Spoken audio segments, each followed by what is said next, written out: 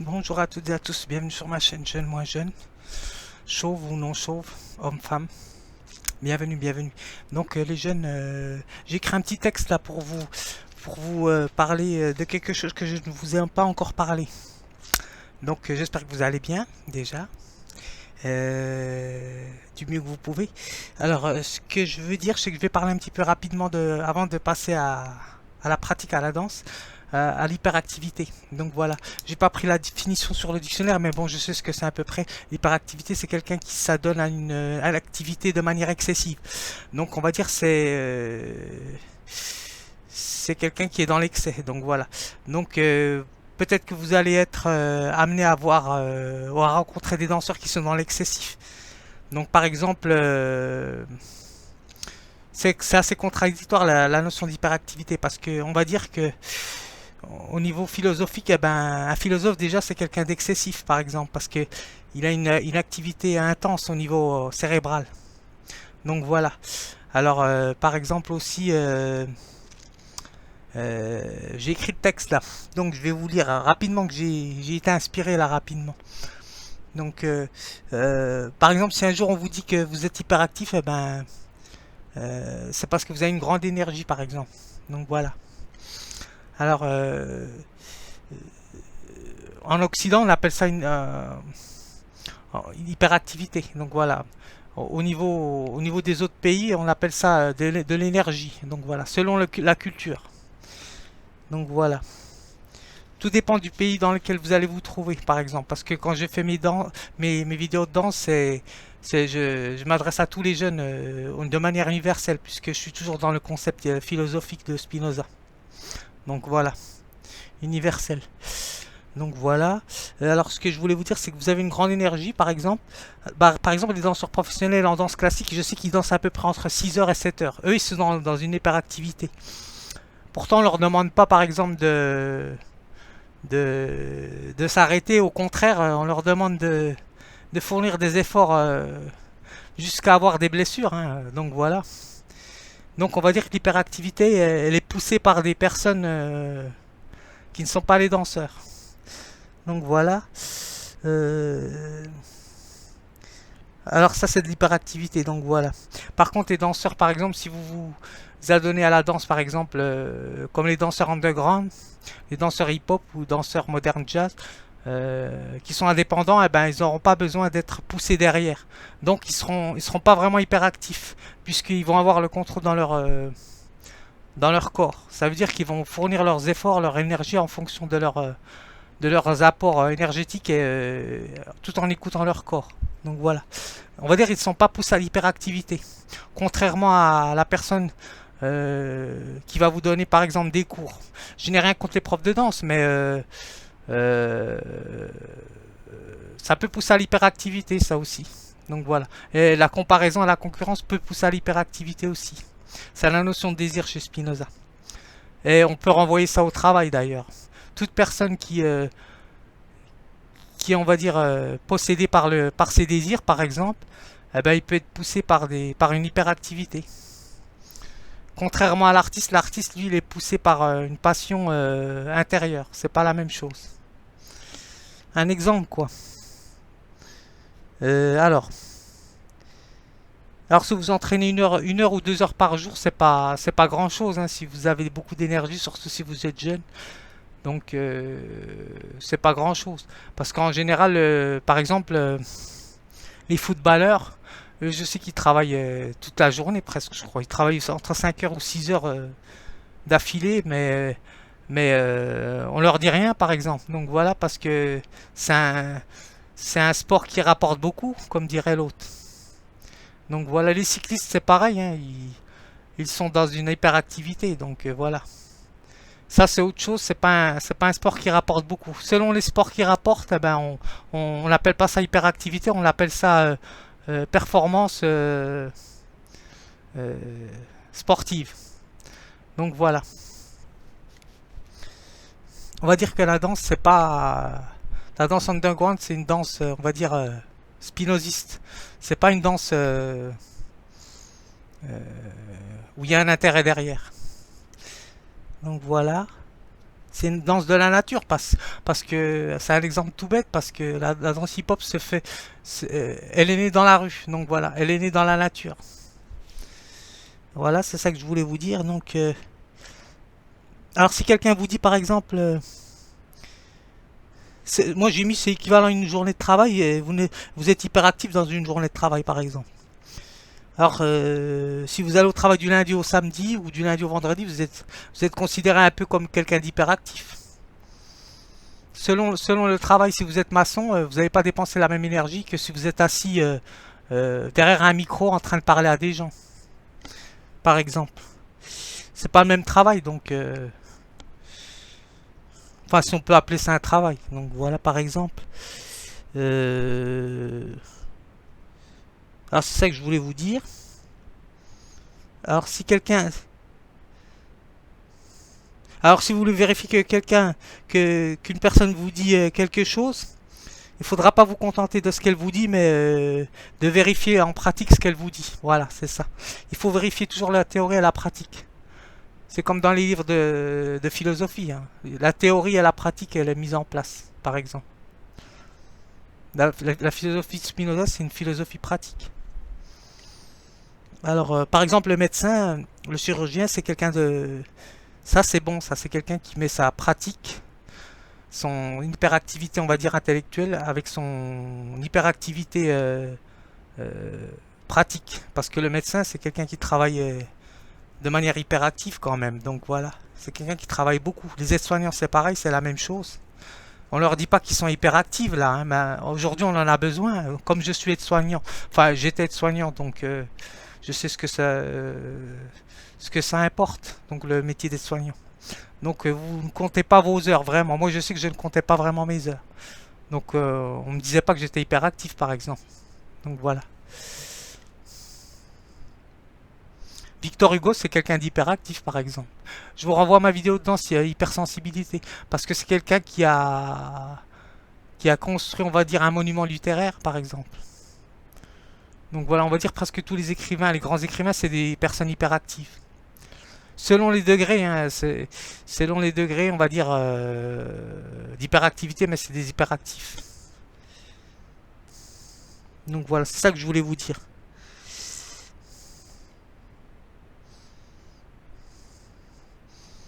Donc voilà, c'est ça que je voulais vous dire sur l'hyperactivité. Donc voilà. Ne vous fiez pas à ce qu'on vous dit parce qu'on vous dit que des conneries. Donc voilà. On, on parle avant de réfléchir en général. Les gens, c'est souvent comme ça. C'est rare que vous allez trouver des bons conseils. Mais c'est pas des conseils que je vous donne, hein. C'est juste un partage philosophique que je vous donne. Voilà. Bon ben, nous allons danser parce que là, je me suis refroidi. Bon visionnage. Je vais danser sur de la danse un peu pour changer sur du son que les personnes de ma génération connaissent. C'est de la pop rock, pop rock et funk.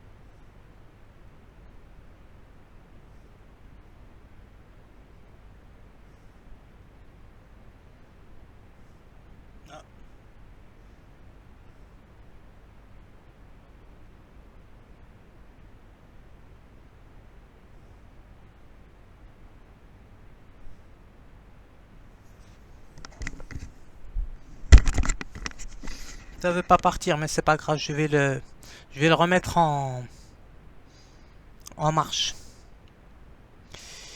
Je vais le redémarrer. Nous allons le redémarrer.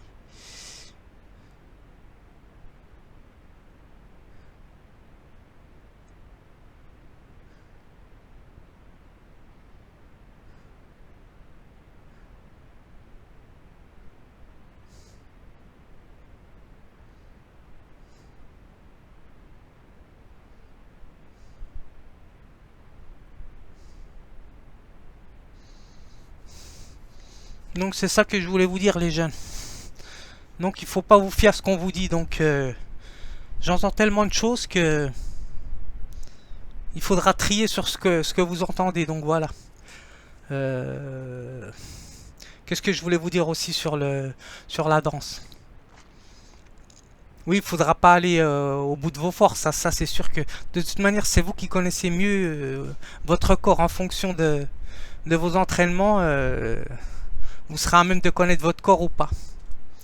Donc il faudra pas forcer. Donc voilà. Donc aujourd'hui on va dire c'est une séance, plus une séance théorique puisque mon ordinateur il veut pas partir, il veut pas redémarrer, il faut que je le remette en actualisation là, j'attends. Donc il faut savoir garder patience aussi. Donc par exemple là c'est une bonne manière de montrer votre patience par exemple. Donc il suffit pas de foncer tête baissée dans tout ce que vous faites par exemple. Donc voilà quoi. Mais je sais que les danseuses classiques, elles dansent beaucoup quoi. Donc c'est pour ça qu'elles ont des blessures d'ailleurs. Elles ont des blessures parce qu'elles ont, on va dire, elles ont abusé de leur santé physique. Donc on va dire ça comme ça. Et certaines personnes au niveau intellectuel, ben, elles aussi, elles, entre guillemets, on va dire, elles s'abîment au niveau intellectuel elles fournissent des efforts qui sont plus qu'à la normale, par exemple. Ce qui peut faire tomber quelqu'un dans la folie aussi, par exemple. Ça, c'est un autre sujet, mais bon, ça a à voir avec ça. Donc, certaines personnes, certains écrivains sont tombés là-dedans aussi. Donc, voilà. C'est pour ça que tout excès n'est pas bon, mais on va dire que toute passion est toute passion est, on va dire, elle est dans la ligne de crête de l'excès. Donc voilà. Toute passion, ça veut dire que, on va dire, toute énergie qui anime une personne, c'est déjà une passion, déjà chez Spinoza par exemple. Quelqu'un qui écrit des livres, déjà, c'est quelqu'un qui est dans un désir déjà de passionnel déjà, par exemple. Donc, on va dire, c'est un déni si la personne vous dit que qu'elle n'est pas dans une passion. Si elle écrit un livre, elle vous dit que c'est pour vous soigner, par exemple. Eh ben, déjà quand on écrit déjà un livre, c'est que on essaie de guérir nos propres démons internes. Donc, par exemple, démons pas au sens croyant, hein, je parle. Démon, ça veut dire, on va dire, au sens littéraire. Donc voilà. Peur, on va dire, angoisse, anxiété, c'est ça en fait. Donc nous allons essayer de renvoyer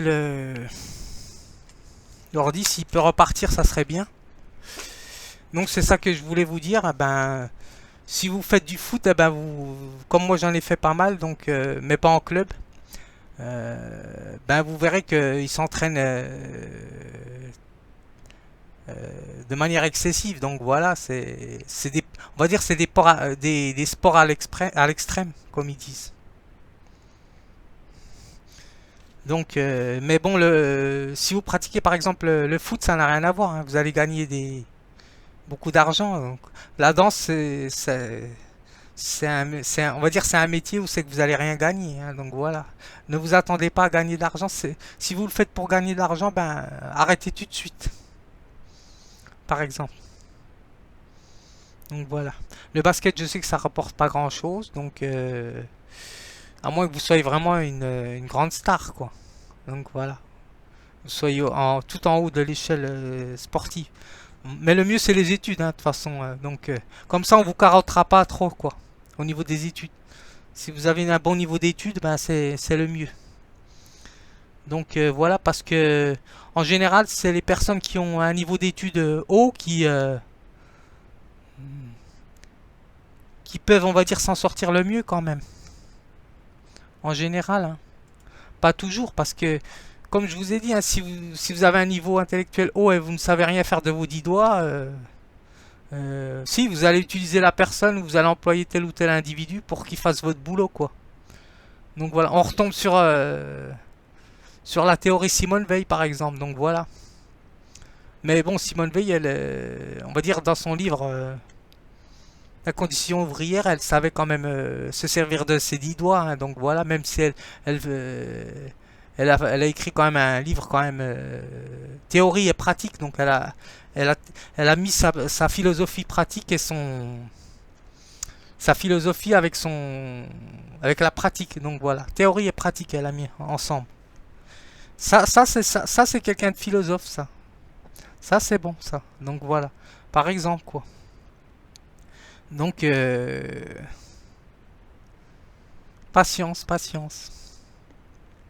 Bon, je vais un petit peu bouger pour pas trop me refroidir. Faire deux trois exercices.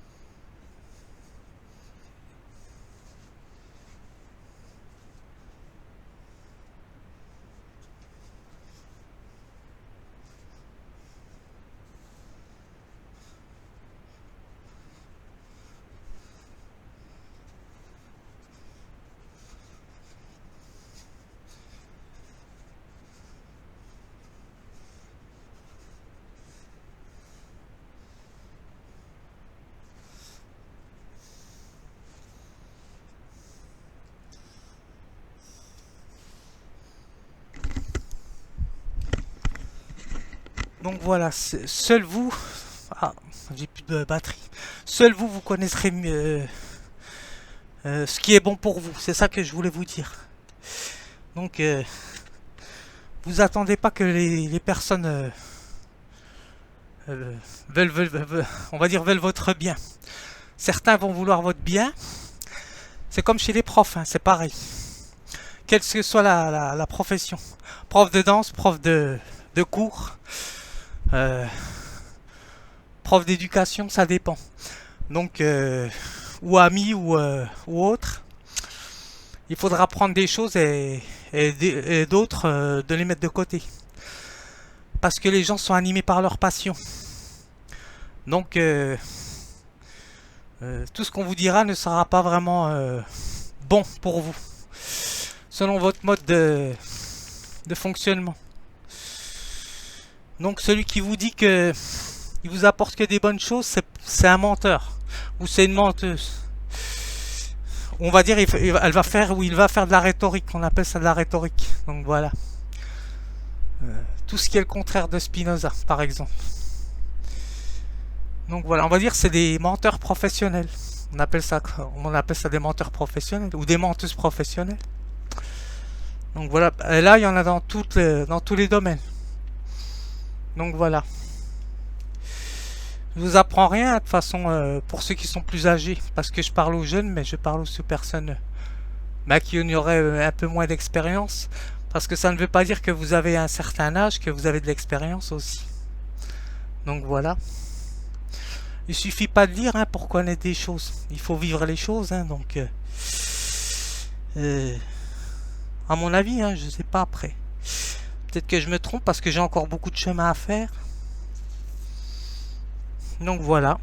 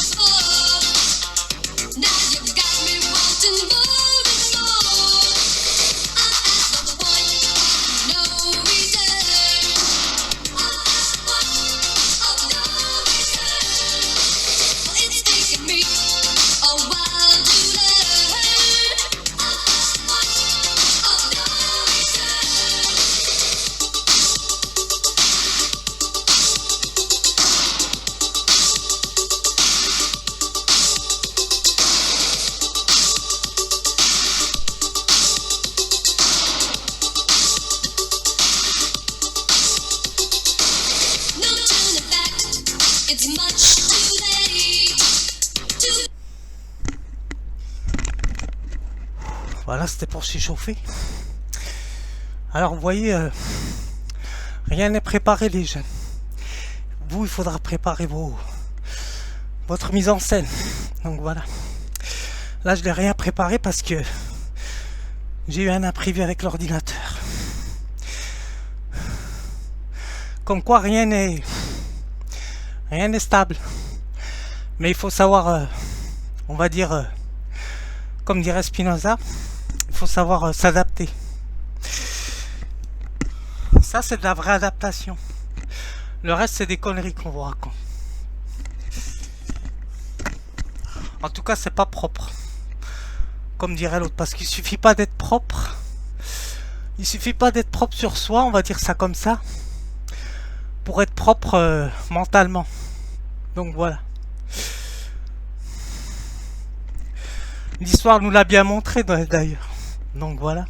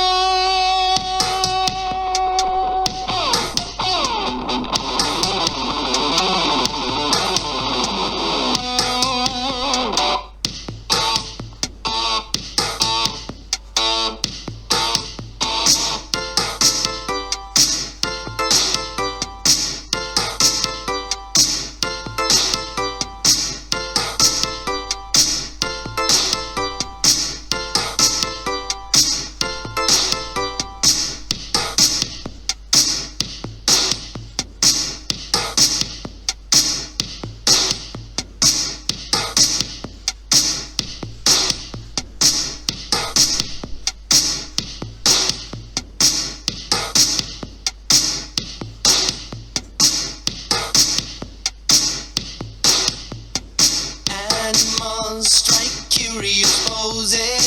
They feel the heat between me and you. Just leave me standing alone in the world that's so cold. Maybe I'm just too demanding.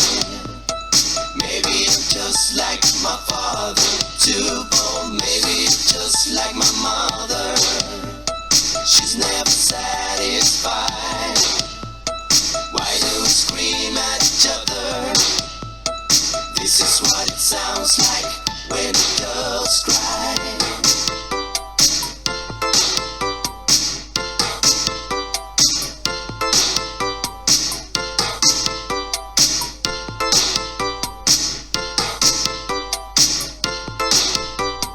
Touch if you will my stomach. Feel how it trembles inside. You've got a butterflies all tied up.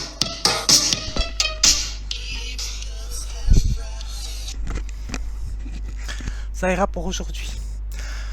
C'était plus de la discussion que de la danse. Mais ça faisait partie de la danse. Donc, eh ben, écoutez bien cette vidéo. C'est peut-être l'une des plus importantes.